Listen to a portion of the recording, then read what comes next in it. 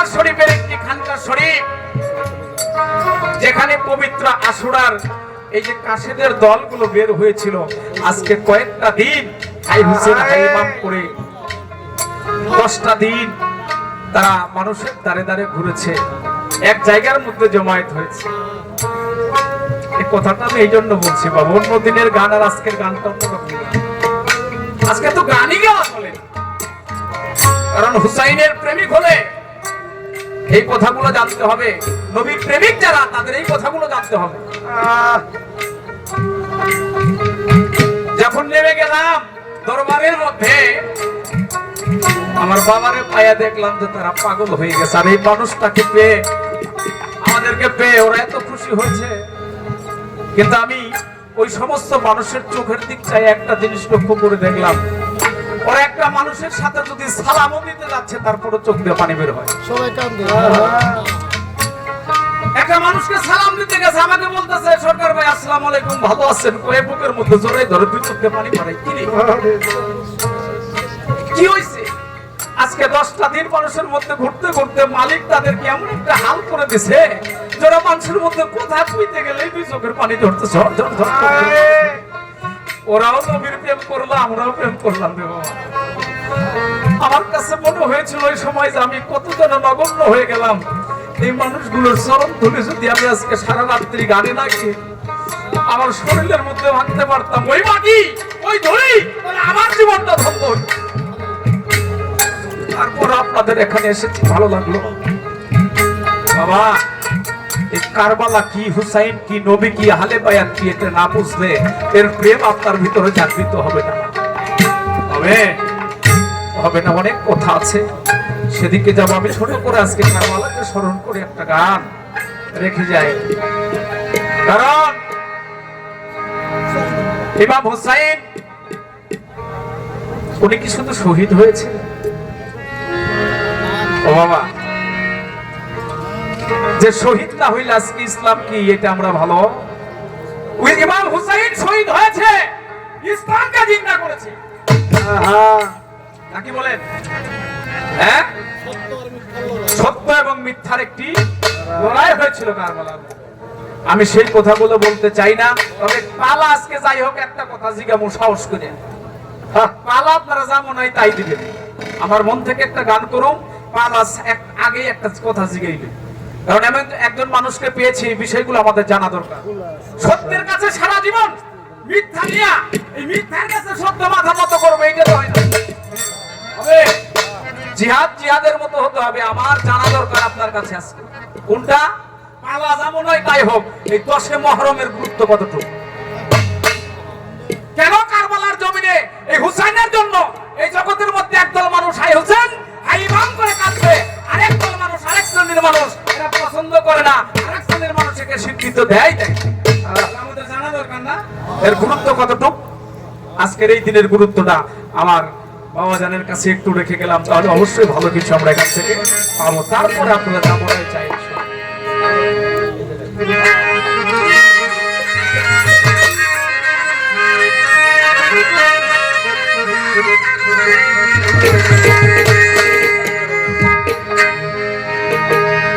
আরে ও গুণের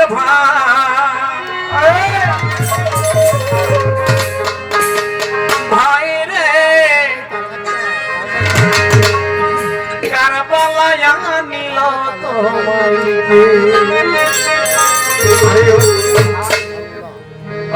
কারবালায় আনিল তোমায়, ওরে জিহিদা দুশমনে তোমায়, এই জিহিদা দুশমনে তোমায় মরিল পরালে। ও গুণের ভাই, ও ভাই রে, কারবালায় আনিল তোমায় কে? আরে ও গুণের ভাই, ভাই রে, কারবালায় আনিল তোমায় কে? ও জিহিদা দুশমনে তোমায়, এই জিহিদা দুশমনে তোমায় মরিল পরালে। ও গুণের ভাই,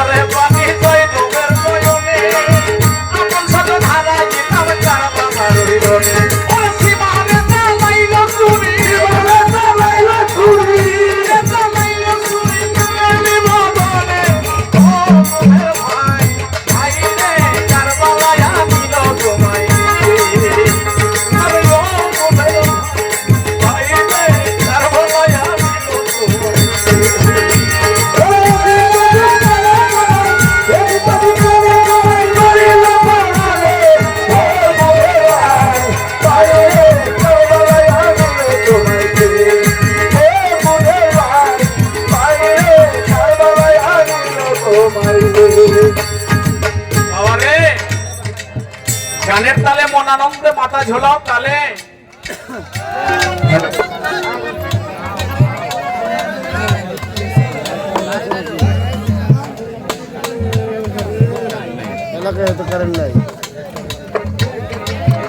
বাবা আস্তে আস্তে আস্তে পরিবেশ নষ্ট করা যাইব। এই গানটা আমি কেন করলাম, গানের পরে কি বলছে জানেন? লাস্টে দিবানিশি ঝরে পানি জৈনবের নয়নে আপন স্বজন হারাইলাম কারবালার জন্য। আরে সীমারে চালাইল ছুরি নূরের বদনে।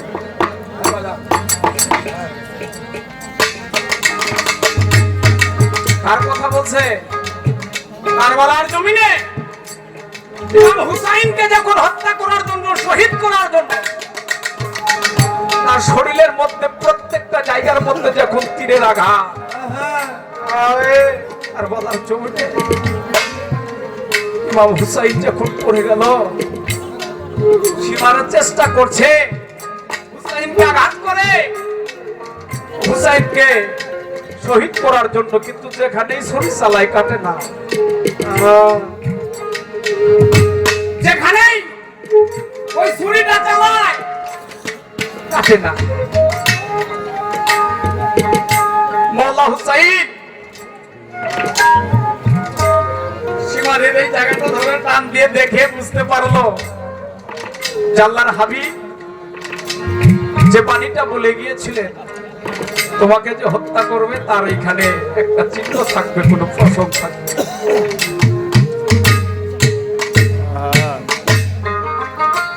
মোল্লা হুসেন বুঝতে পারলো যে এই ব্যক্তির হাতে আমার এই প্রাণ পাখিটা যাবে। ডাক দিয়ে বলো ভাই তুমি তো অনেক চেষ্টা করছো আমার প্রাণ পাখিটা নেওয়ার জন্য, কিন্তু যেখানে ছুরি চালাও কাটে না।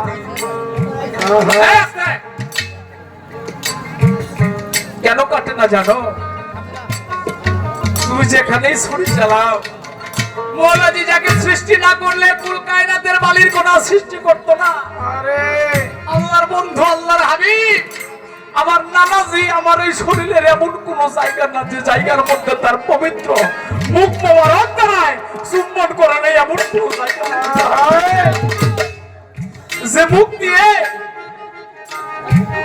আমার এই শরীরের মধ্যে চুম্বন করছে আমার নবীজি, ওই জায়গায় পৃথিবীর কোন অস্ত্র দিয়ে কাটা সম্ভব নয়। ও ভাই তুমি আমাকে কষ্ট দিও না।